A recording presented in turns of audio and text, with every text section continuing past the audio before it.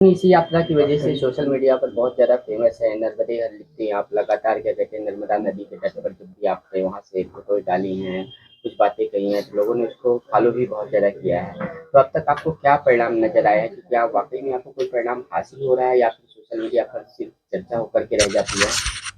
नहीं नहीं, ऐसा नहीं है। पूरा जनमानस जो जुड़ा है वो काम भी कर रहा है। हमारी संस्था ने 12 लाख पौधे वृक्ष बना दिए हैं जन सहयोग से ही। और सोशल मीडिया एक बहुत अच्छा प्लेटफॉर्म है जिससे हम बहुत सकारात्मक बदलाव ला सकते हैं। इसको अच्छे ढंग से ही देखिएगा। और कोई भी बात जब तक आप कहेंगे नहीं तब तक उसका क्रियान्वयन नहीं होगा। पिछले कितने वर्षों से आप इस यात्रा को कर रही हैं? क्या आध्यात्मिक भाव है आपके अंदर? क्या धार्मिक सोच है? 6-7 साल हो गए हैं इन यात्राओं के लिए और इस कार्य के लिए, और इसका मूल उद्देश्य है पर्यावरण सुरक्षित रहे। तो इन 6-7 सालों में आपको क्या निष्कर्ष, कुछ तो होता है ना कि 3 साल में स्नातक हो जाता है आदमी और 5 साल में पोस्ट ग्रेजुएट हो जाता है। तो आपकी 6-7 साल की यात्रा में पोस्ट ग्रेजुएशन के ऊपर की आपने वर्ष पूरे कर लिए हैं, तो कुछ तो निचोड़ निकल कर के आया होगा जो आपको भी समझ में आया होगा कि अब मुझे क्या करना चाहिए? जहाँ तक ज्ञान की बात है तो हर छात्र को हमेशा कुछ ना कुछ सीखना चाहिए, तो मैं सीखने वाले मार्ग पे हूँ। लेकिन क्रियान्वयन की बात करें तो मुझे लगता है मेरी संस्था पीएचडी वाले धरातल पर पहुंच गई है, क्योंकि किसी से 1 रुपया लिए बिना भी 12 लाख पौधे भारत की नदियों पे लगा देना ये एक उपलब्धि की तरह है। और मुझे लगता है कि भारत में हर व्यक्ति चाहता है पर्यावरण बचे, बस एक नेतृत्व, ईमानदार नेतृत्व उन्हें नहीं मिल रहा है। अगर कोई अच्छी संस्था ईमानदारी से काम करने वाली उन्हें दिखती है तो वो पीछे जुड़ते हैं और कार्य करते हैं। लोगों को अपनी प्रकृति से प्रेम हो, पर्यावरण से प्रेम हो, क्योंकि एक अकेले के प्रयास से तो कभी भी इतनी बड़ी प्रकृति के लिए आप कुछ भी नहीं कर सकती हैं। लोगों के अंदर कौन सा ऐसा जागृत भाव आपने जागृत किया है कि वो जागरूक हो जाए, वो समझें, माँ मंदाकिनी हो या सरयू हो या नर्मदा नदी की जिसकी आप बात कर रही हैं लगातार, तो कैसे ये प्रभावित कर पाएंगे? लोग तो जुड़ते हुए दिख रहे हैं कि नहीं दिख रहे हैं? बहुत पढ़ा लिखा समाज है और बहुत जागरूक समाज है। सोशल मीडिया ने उन्हें और जागृत किया है, तो उन्हें ये तो पता चला है कि नदियों का बचना उनके बचने के लिए आवश्यक है। ये बात वो समझ भी रहे हैं।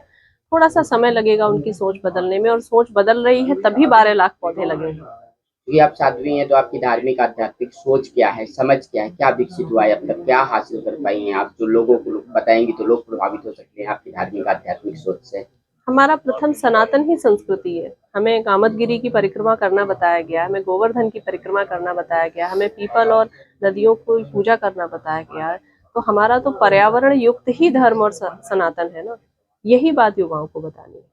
सरकार तक अपनी बात को कैसे पहुंचाएंगे कि हमारी मंदाकिनी नदी हो, चित्रकूट की, या फिर रामगन वनगमन पथ जिसको आप राम जानकी वनगमन पथ कह रही हैं, तो उस पर कैसे पर्यावरण को संरक्षण प्रदान करेंगे और सरकार कैसे आप, क्योंकि आज के लोकतंत्र में जब तक सरकार साथ नहीं आएगी, हो सकता है आपका हर प्रयास निरर्थक साबित हो जाए, ये यात्रा महज एक यात्रा होकर के रह जाए। तो कैसे आप उसको कानूनी स्तर पर, क्या कहते हैं, धरातल पर उतारेंगी? ऐसा नहीं है।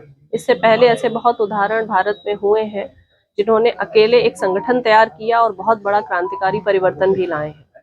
सिर्फ सरकार के भरोसे नहीं बैठा जा सकता है, लेकिन आपकी बात सही है कि सरकार को सम्मिलित अगर करेंगे तो कदम और तेजी से उठेंगे। तो ये सारी बातें जब हम रखेंगे तो एक अनुशासित सरकार है, वो हमारी बात सुनेगी। ये वो सरकार है जहाँ जल को लेके पूरा मंत्रालय बना दिया गया है, नमामि गंगे। तो मुझे लगता है अगर हम अपनी बात अच्छे से रखेंगे, सार्थकता से रखेंगे, तो सुनी जाएगी। भगवान कामतानाथ जी की प्रेरणा से पर्यावरण बचाओ अभियान चलता है श्री चित्रकूट धाम में।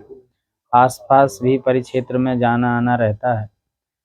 तो हमारी क्षिप्रा पाठक जी, ये भी पंच तत्व करके संस्था है और पूर्व में पर्यावरण की बैठक में आई भी हैं।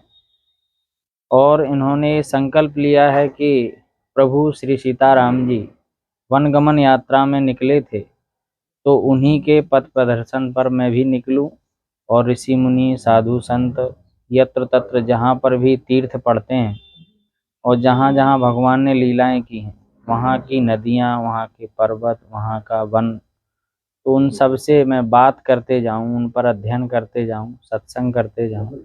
ये उनकी यात्रा का उद्देश्य है जो उन्होंने बताया।